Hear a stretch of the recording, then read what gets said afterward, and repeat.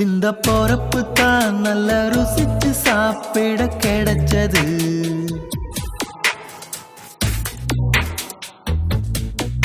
அத நினைச்சுத்தான் மன உலகம் முழுவதும் பறக்குது. அட சுட சுட அட சுட சுட அந்த மதுர மல்லிப்பூ இட்லியே மீன் குழம்புல கொஞ்சம் புரட்டி சாப்பிட எச்சினு ஊறுது உள்ளுக்குள்ள. இந்த பொறப்பு தான் இந்த பொறப்பு தான் நல்ல ருசிச்சு சாப்பிட கிடைச்சது. இந்த பொறப்பு தான் நல்ல ருசிச்சு சாப்பிட கிடைச்சது.